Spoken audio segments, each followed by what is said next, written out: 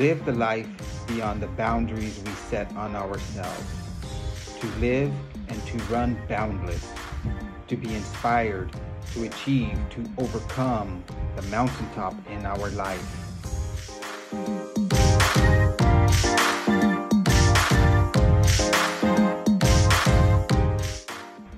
Embrace the journey, become boundless.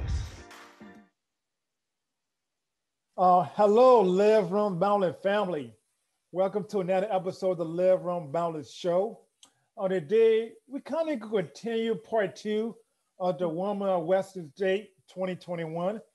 As we move forward, Hard Rock 100 coming out, Leadville 100 coming out. But we're going to go down memory lane one more time. So, as everyone knows, it was epic in the Woman Field Western State this year. So today's guest is one of the women who was part of the field woman that had made Western State 2021 so special one to remember. With a 12th place overall finish and 4th in the women's field. She is a top ultra runner, a superstar. She does it for the competition, while she does it for the love of it. Some of her many accomplishments in the trail running world consists of competing in a 5-mile race to a 100-miler. So when she's not running, she is an Idaho State University Occupational Therapy program instructor and a coach. She also has 3 dogs that she trained with sometime, 2 husky and a pit bull. Interesting. So family, let's welcome Ms. Brittany Peterson to the show. So before we get into the epic Western State 2021, tell the family about your journey into becoming a superstar ultra runner that you are. Yeah, I grew up in Minnesota. So I ran in high school, ran in college. I lived close to a state park in northern Minnesota. So we were always on the trails, always exploring. So really, I feel like that's kind of where maybe it makes sense where I am today as far as trail running and ultra running. From where I grew up, as well as the coach that I had in high school, because he had us, playing off trail and running up water, streams and creeks and stuff like that. So we were always just kind of for the adventure. Yes. So I ran my first marathon when I was 17. Oh, wow. Ran collegiately, but, never really found my niche. And then when I was finishing my master's program, it brought me to Boise, Idaho. Yes. Which then kind of introduced me to the ultra scene, introduced me more to mountainous terrain, things like that. And then, I guess fast forward a few years, I found my coach, which then really got me into the mountains and, nice. And I guess just really found the success that I've had the last several years. Oh, okay. Awesome. So you started off doing marathon, but it's mostly out on the road. Yes. Yeah, I mean, after college, I was just kind of lost, I was rock climbing quite a bit. I had several injuries. So I would jump in a road race and not really train and then do pretty well. And I was like, what would I do if how good could I do if I actually trained? Yes, I know. So then just kind of caught the bug. And then that was right around the time that ultras just were going crazy throughout the U.S. So then found the 50Ks and the more mountainous terrain. And my coach now would say, your college times weren't really anything super great, compared to your mountain times now, they're a lot better. I know they're pretty cool. So the mountain was calling you and you come running. That's all I like that. So how do you know that the mountain, the trails, where you're calling, or was something you were meant to do? I can't just really talk about that. How do you know? I mean, I think, I loved running in college and high school, and that was a lot of road running.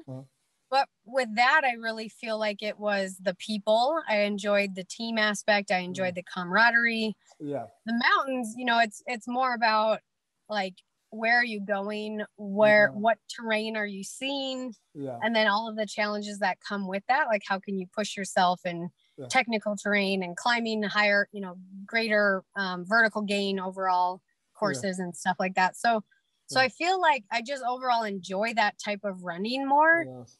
I think my background helps me do the workouts and things, so I still do plenty of track workouts, plenty of road workouts, but ultimately like what keeps me inspired, keeps me motivated is just going and seeing new places and exploring new areas, and the trails really, foster that pretty well. Yeah. And so you're one of many women that made Western State 2010 one for the record book, some might say. But this was not your first time running at Western State. So you also competed in 2019. So kind of take us through the experience in 2019, now able to run in 2020, and coming back again 2021, not too long ago. Yeah, I mean, 2019 was obviously really special. Catching up to Claire at mile 94, tied for the lead for a little while, and then ultimately coming down to just who had the greatest guts at the moment, where Claire just dusted me and I got second place, which was still just at that time, I kind of came out of the woodworks, I think, for a lot of people as far as a surprise second place. Yes. It was so interesting going back this year. Well, I guess I should back up a little bit. Like 2020 obviously was just a roller coaster for everybody as far as holding on hope that Western was going to happen. And then, as disappointment after disappointment occurred, you kind of switched gears. So that's when I did that FKT in Minnesota, 300-mile hiking trail. So it was kind of that like, well, I'm going to grab the bull by the horns and take advantage of, stuff isn't happening. There's a lot of up and down, but in FKT, those are always there. And I think for an elite athlete, or at least, like I have a lot of races that I want to do, but a 300-mile FKT is something I can't exactly prioritize on a normal year. So, and we actually did, Cody, my boyfriend, and I did it together. Oh, nice. We did it like a week before Western States would have been. Yes. So it was kind of that like filling the void of, working hard, having a goal, pushing your body. So really, I feel like I didn't miss Western States in 2020, or at least I was creative with a way to still have that kind of fulfillment of a goal and a hard effort and things like that. But then coming back this year for 2021, just being around the whole scene again and everything, I think just one of the first races that is maybe it felt more normal, or just had the excitement, had bigger numbers, had all these people with all of this anticipation. So it made it even more special coming back after the delay. Just knowing how excited everyone was for it. And then excited. And then the race itself, I mean, it was interesting because a second place and just such an epic year in 2019. I know. It was, expectations, but also reality of understanding it was going to be a totally different experience. And the heat and the temperatures and the competition, like everything was totally different.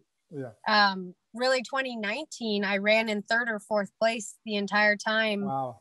And there was a lot of sections where, you were just running your own race and weren't really around a lot of people. So this year I felt like there was several times I was in a bigger pack of women. There was just a lot more camaraderie, which I think plays into just the theme of 2021 of the year of the women. The race experience was really like that as far as just a lot of time. Like I ran with Ruth Croft and Keely Henniger for like 30 miles, I think, and then ran, with Claire for a little while and some of the other ladies. And it was just, I mean, it was different in the sense of like I was working my way up the field the whole day, which is kind of what I expected. But then also just with the heat, it was, take care of yourself. Others made mistakes, and then just trying to run as strong as you can towards the end, which, the top three gals just, I mean, no one there really blew up. They kept going super strong, which is really just amazing for the conditions that day. So I was really happy with a 4th place finish. Okay, that's awesome. Now, I was going to ask you, do you have high hopes or doing the same thing or running or finishing at the same place you did like in 2019, or do you met your expectation? I think for sure, like, you have your aspirations of how the race would go, but it's also reality of understanding that, just it's the most competitive 100-mile out there, one of the most, where, a 2nd place day is certainly not guaranteed. And moving up to a 1st place day is definitely not guaranteed. And then, bringing on, Beth Pascal, I knew she was having a phenomenal year, and I knew she dedicated a lot of time to this. But then the unknowns of Ruth Croft and Ragnar DeBatz, of their first 100 milers, where crazy, they're super, super strong women. So I knew what they could do, but just the question mark of the first 100 and a different style of racing and the heat. But they brought their A game. So really, I mean, certainly, obviously would have liked to be a little bit higher, but at the same time, certainly can't complain about it. No, man, that's top notch what you've done. What all of y'all done, I mean, it definitely not easy, so yeah, more props to you, and just the last couple of years, and so one more question on that, a couple more. So you think it would have been big if you would have had to race in 2020? You think would have done much better? I don't know. I know it's kind of hard to say. Yeah, I mean, it's so hard to say, just in the sense of who has what day on the particular day. So, would more or less international runners have been there? Hard to say. Like Claire, obviously the returning champion from 2019. She just had an off day on, this year, where it's like, who knows what would have happened 2 years ago, or I guess last year in 2020. So I think it's just, I was ready. I mean, obviously, had the endurance and had some speed. I remember training for the Superior Hiking Trail. I'm like, I guess I would have been in pretty good shape for Western States, but I'm in 300-mile shape, which is a little different. So I mean, I think it's kind of water under the bridge of who knows how it would have gone, but I was happy with how I reshifted my goals and happy how that came together. Yeah, you done pretty well. So looking to the future of the women, so what are your thoughts on the women field of 2021 Western State and the future of women in ultra trail running? Yeah, I mean, I think evident, I feel like every race I've done, the hype around it is like, oh, the women's field is as deep as it's been.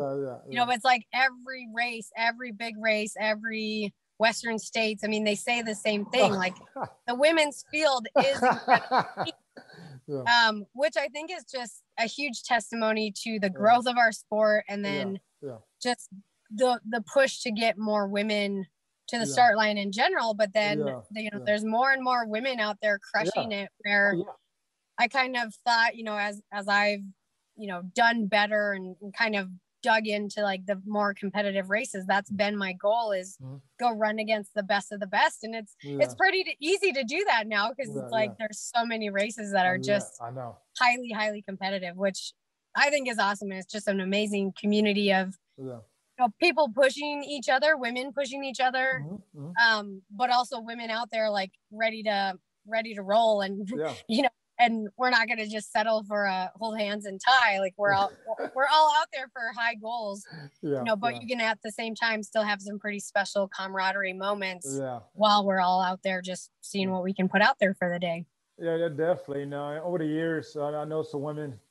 here in San Diego area that are pretty good, pretty strong trail runners, ultra trail runners, I might say. So definitely. But also, known for you're a sky runner. So tell the family a little bit, people who don't know about sky running, what is that all about? Yeah, so skyrunning, mainly, you know, the US has a skyrunning series, but it's mainly kind of a style in Europe, where it's super technical and a lot of elevation gain. Yes. You know, so like 50Ks that are 15,000 feet of vert, you know, and take you 9+ hours, you know, so rugged terrain, off trail in a lot of places, you know, that you might just go straight up a peak. You might be running through a boulder field, you're, you know, going down a snow chute, all types of those things. I mean, it's some of the most beautiful racing in the world, because you just go and like find some gnarly peak and you're going to go run on it. And maybe there's trail at some sections. And then a lot of times you're just out there getting to the peak and then coming back down and looping around and stuff like that. So definitely technical, challenging, endurance focused races. Okay. Yeah, I like that. That's unique, you know. I guess it really not that I guess how popular is it right now in the U.S.? There's some good races that have either been a part of the series or are currently a part of the U.S. Skyrunning series. So I think of like the Rut in Montana, Broken Arrow in Olympic Valley area in California, you know, so it's mainly ski resorts in the US. We just have more restrictions here as far as permitting and being able to get off trail and things like that. So a lot of them are at ski resorts where, you know, it's a good mix of some fast running, but then also just still a ton of climbing.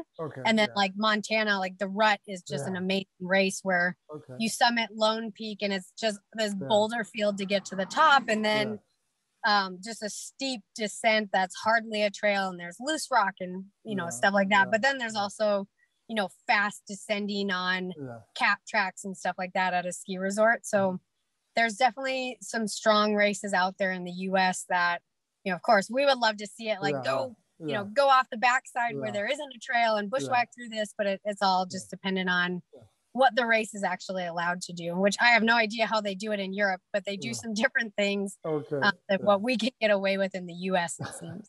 I love it. Before we, like, we're going back to the FKT right quick, you know. So I know of FKT, a lot of people have been doing the FKT, you know. So how was that experience? And will you do something like that again? Do something like that again?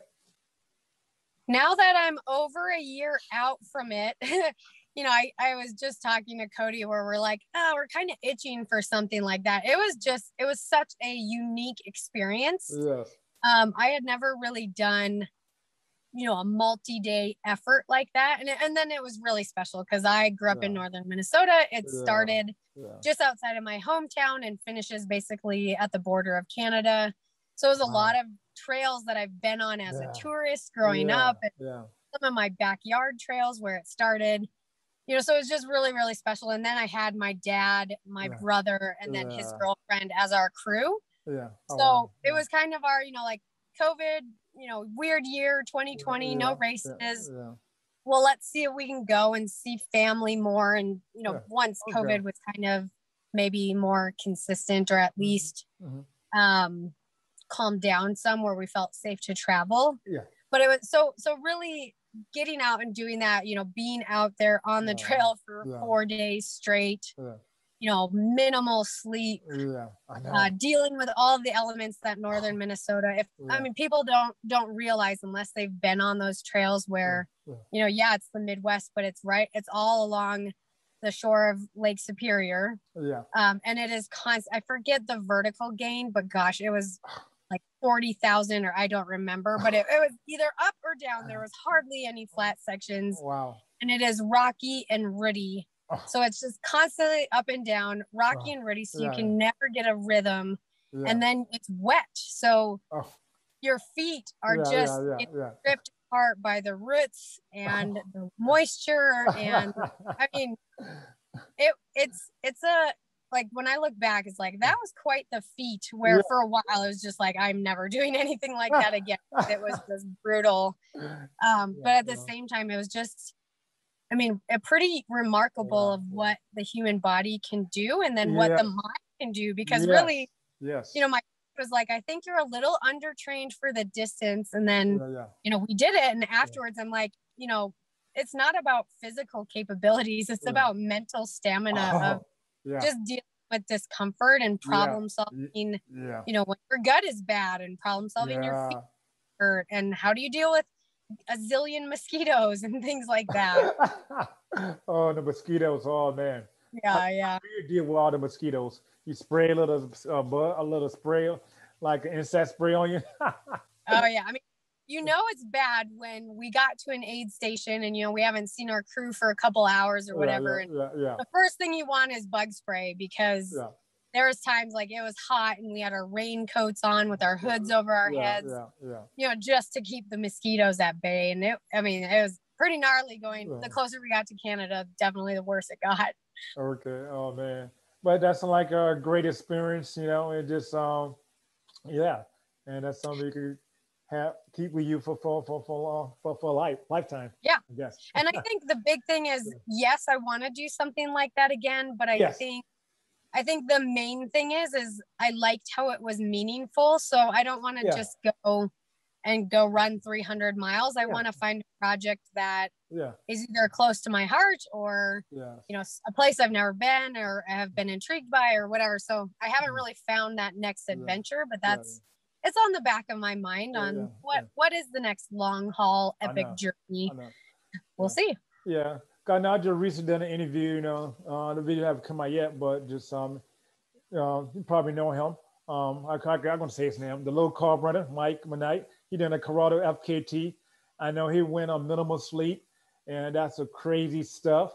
I know. It was that same for you, to go on a lot, just sleep deprived, and just like to lose, all that.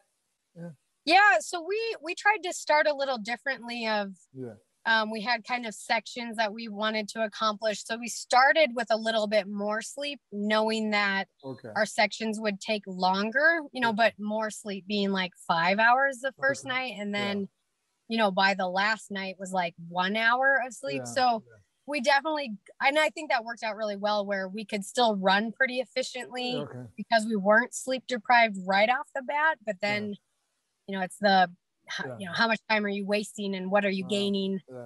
But definitely towards the end, I didn't necessarily think I was hallucinating or anything, but at the same time, it's like, well, I saw our camper van in the middle of the woods, but I just kind of chalked it up to like, I wanted to see the camper van so bad that I just saw it in like the birch trees, and the coloring and the lines looked so perfect as the van. But I literally did see the van, so I do think that was a hallucination. But for the most part, Cody fell asleep while he was walking. So he fell asleep mid-walk, which was crazy.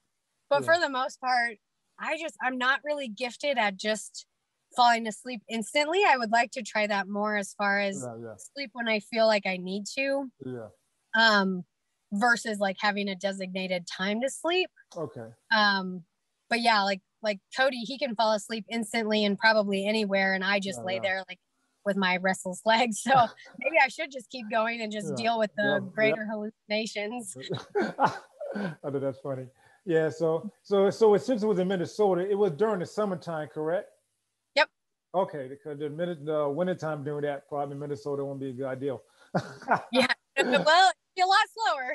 Yes, definitely. But like many other professional ultra trail runners, you do have a job. You're a full-time occupational therapist. So how do you find the time to run, to train, along with your full-time job?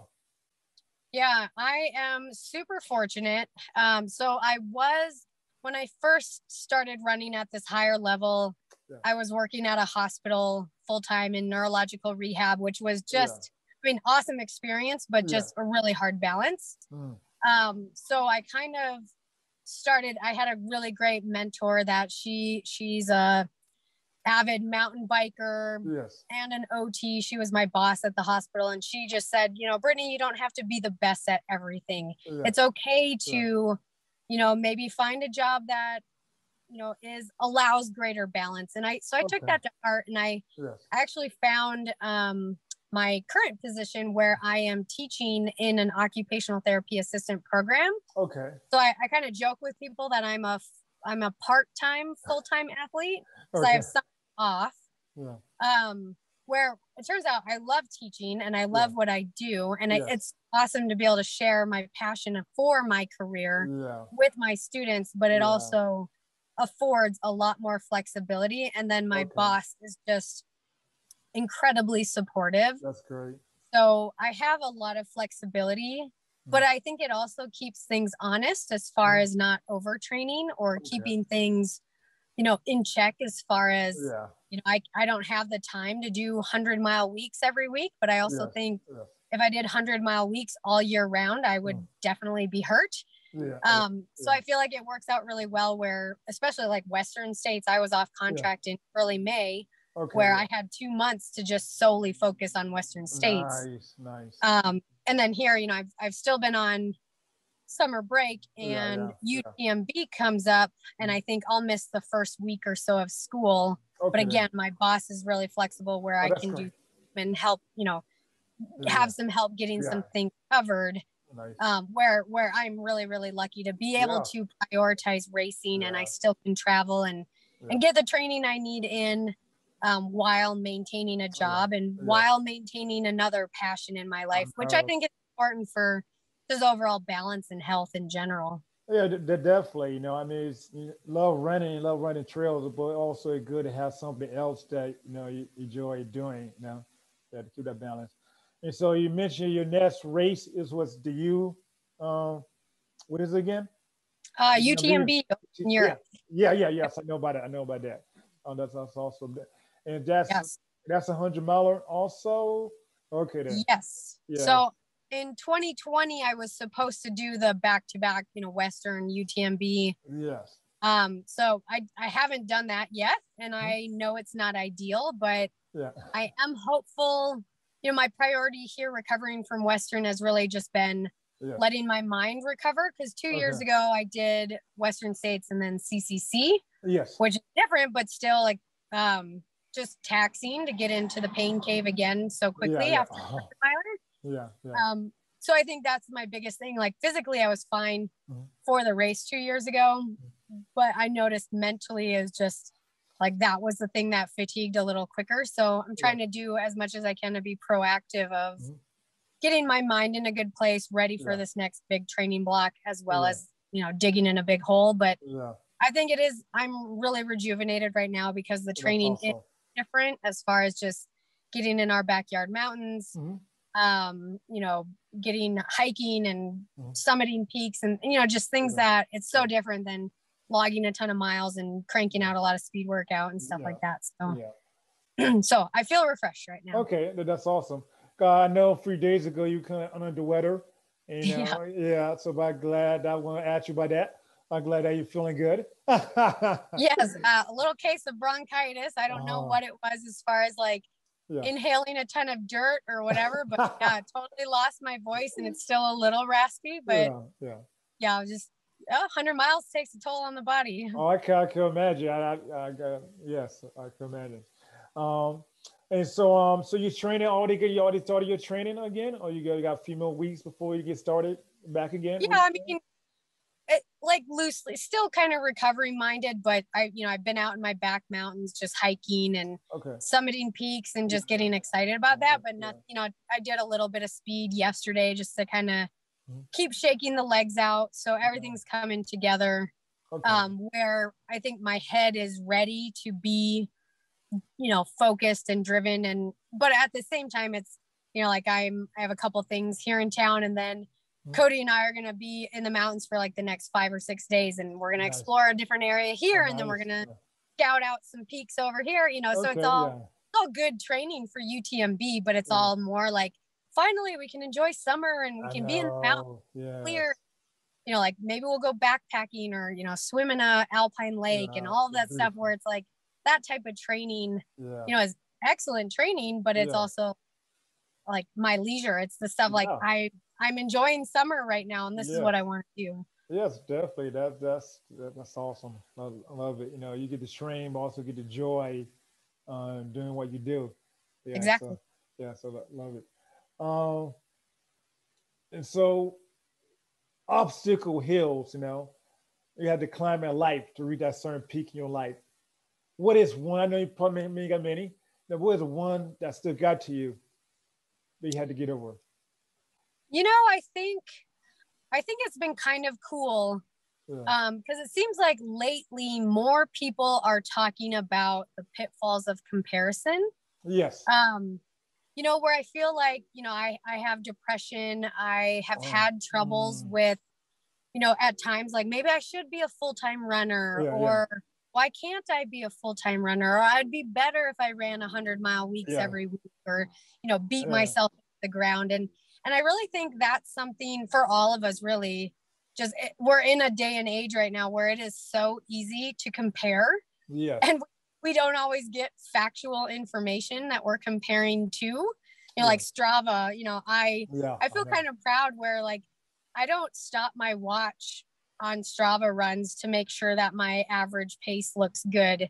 Like I'm not saying everyone does that. I have no idea, but it's like, okay, yeah, I have a 12-minute mile run average pace. Like, I don't care, because that's truthful of, like, I should have easy days and I shouldn't kill myself every day, versus I need to keep up with everyone else and make sure that I'm showing that I'm an elite runner because I have, sub 7-minute miles for run, or whatever. Where I just think that is certainly, it's an everyday journey of just catching myself, catching my triggers, and just being really mindful of, I'm doing pretty darn good. I am really happy with the balance I've found in my life. I am really happy with using multiple talents and having multiple passions, and just not getting lost in that comparison game, which takes away from just the gifts that I get every day. Yeah, I'm definitely. I could understand that.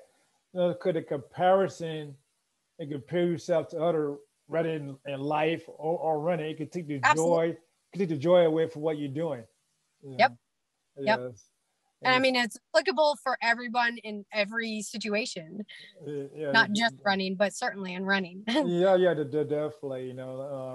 How running and life kind of goes together. I like to compare running or relate running to life. I might say, not to compare. So definitely, Yes, I did new Strava a few times, but I haven't been on it. It takes too much time for me. I just to go high, just run. Exactly. And just sometimes take the time and enjoy the beauty of what around me. Just stop for a minute, embrace, meditate, and all that. So. Yep, absolutely. And pick it back up. So, how has ultra trail running helped you in your everyday life? So it's kind of neat. Like, I have friends that are occupational therapists and friends that are runners, so OT friends that are also runners. And I feel like they do complement each other really well, because as an occupational therapist, I set goals for my patients and we work towards these rehabilitative goals. What running is so similar, where you set a goal, you kind of line out your plan, and then you execute your plan and work towards your goal. So I really think both of my worlds kind of complement each other, but really, I think ultra running, I just love hearing about younger people getting into it, just in the sense of, like, learning to explore while working hard, seeing, your efforts pay off, working towards a goal. And then, I think that it could go either way of, like, the, meeting a goal and the accomplishments you get, but at the same time, like, not reaching a goal, and how do you pick yourself back up, and how do you, get back out there the next day after maybe, failing. But I think it does teach all of us just, how to be good humans, but then how to just be driven and hard and get after the things that we want to get after. Okay, then. I love that,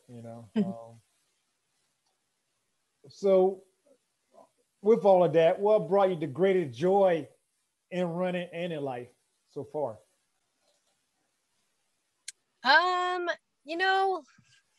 obviously so many things, but I think, yeah, but I think in the running sense of the question, yeah, I think of the community and the people that it has connected me to. Yes.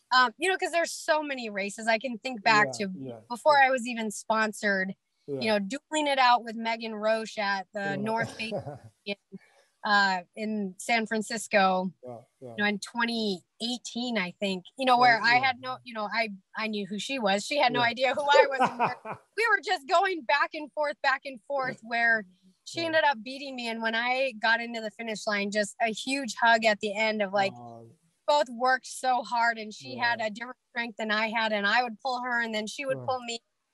And I just feel like just the camaraderie of the communities, whether it's in my home community, whether it's international, like I just booked my tickets for UTMB, and I'm like, am I really going back to Europe? Like, I'll get to see some of the friends in the skyrunning world that I haven't seen in years. And even, you know, like Ruth and her partner, Martin, you know, they're good friends, where just seeing them again after several years hiatus, you know, just, I think that's the fun part. And actually, I think back to a skyrunning race in Scotland, where, you know, it was Killian, it was, you know, Cody and I, Emily Hoggood was there, Emily Forsberg, you know, a whole bunch, Hillary Girardi, like a whole bunch of all brands, all countries, all languages. And we were playing a drinking game, you know, after the race, and like Ian Corliss, the photographer, was there, and like kept buying Jello shots, and we were all just letting loose and just playing a game, you know, and getting to know one another. But just, you know, none of the competition, none of the whose stats are better than whose, but it was just really the camaraderie of people. And I feel like we're such a cool group of people as far as, you know, ultra runners. Like, we're so unique, and I think just really, you know, have a genuine love of being outside and working hard and pushing one another. And I think that's really special about our sport. And I really like that aspect of it, amongst other things, as far as like pushing and seeing where my ceilings are, you know, can I beat the boys, and, you know, just different things like that. But I really like the people and the connections that it has afforded me. Oh, that's great. That's beautiful. Yeah. Well, the ultra trail, with the trail running, just however, you know, the community, the family is tight, and just the support, you know, the relationship you're able to build over the years with people in the trail running community, you know, and I can attest to that, you know. Just I'm just grateful for the support that be given to me, you know, because I won't be doing this without the support of the trail running community here in San Diego area, you know. So to I'm gonna send a shout out to them right now, like always, to the South Bay YMCA, the Ultra Bud, the San Diego Trail Runners, Run Dirty, all of them. So I definitely can feel you. And, you know, we love to run, we love to party, love the selfie and all that. Exactly. So it is beautiful. That's great. So, you know, the last question, and I know that could be hard sometimes. So, but what's your boundless motivation or thoughts in a few words? You know, I would say one thing about my journey that I like is, I mean, collegiately, high school, I mean, I ran D3. I didn't make it to nationals. You know, like, really, I was frustrated with injury and just feeling like I ran to my potential. Which I really think that was a blessing in disguise of, one, it didn't ruin me for post-collegiate, you know, competitiveness and chasing goals.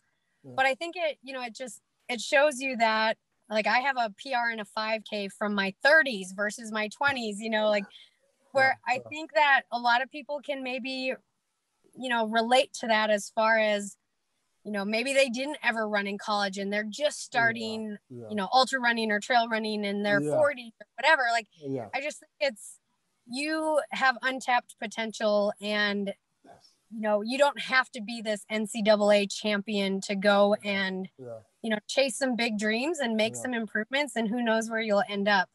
And I just loved, like, Western States, this family came up to me, you know, and And this man that had seen me race in 2019, you know, he was racing this year in 2021, and he had an 11-year-old daughter that was going to pace him one section. And I just, you know, it's just like, you go, girl. Like you're getting out here in the super hot day and you're running this section with your dad, and you're 11, you're chasing big dreams. And I don't know, I think that's the message that I love to share, is just, you guys can do anything you want to do. Just keep working at it, and kind of that, you know, let your goals explore and be big and chase them up.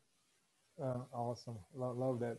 That's nice. So it was 11 years old. She was pacing her dad. Oh, wow.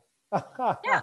I wish that I grew up in that realm of just, you know, and actually it's just one thing, like, you know, seeing the golden hour at 100-mile race. Cause actually I saw this man finish with his family. Oh, wow. You know, I forget what it was, but within the last 30 minutes of the actual race and before the cutoff, you know, where it's like, those are the people, like, I will never miss another golden hour, because like, that is just so inspiring to see these people that have been working so hard for so long, and then just to see that accomplishment on their faces, like, that's a huge feat for everybody. And it's just incredibly special to see people and their families share that, and young kids that are just living that, like, just pretty amazing. Like, you can learn so much from that moment of, wow, dedication, perseverance, all of that stuff will pay off. And you can do hard things. Oh, yeah, definitely. You know, you just got to be the drive and the willingness to do it, you know, to want to do it. You know? And I mean, deal with adversity along the way. I guarantee that, like, there's probably times where all of us thought, like, I don't know if I'm going to finish this, you know, or something does happen where you can't finish it, and let's pick ourselves up and let's get back out there again. Cause I mean, we're human, all of those things, there's going to be roadblocks, and we just have to get around them. Yeah, definitely. You know, I've been through it, but a few times myself, you know, and I come back for some more. Yeah, exactly. We tend to forget things pretty quickly, I think. Yeah, I know. So it's great, you know. So thank you for that, you know. So if people want to get in contact with you, follow you, how would they do that? Let's see, Instagram, my handle is runhappybee. Yes. I have a website. It's BrittanyPetersonRuns.com. Okay. That's where there's contact me. There's information about my coaching. Cody Lind and I put on running camp. Nice. So there's information about that if you want to come explore Idaho's mountains. Okay. Facebook, obviously, Brittany Peterson. Yeah. Okay. Twitter. Awesome. Yeah. So thanks for that. It was a joy, you know, the chance to conversate with you. And get a chance to know you a little bit more. And so people probably don't know you, but I know you well and know in the trail running world. So thank you. Thanks for what you're doing and spreading some good messages out there. And I appreciate the chat today. Yes, definitely. Also, I just want to say thank you, Live Run Boundless family, for joining me on another episode of the Live Run Boundless show. Living a life beyond the boundaries that you set on yourself, you know.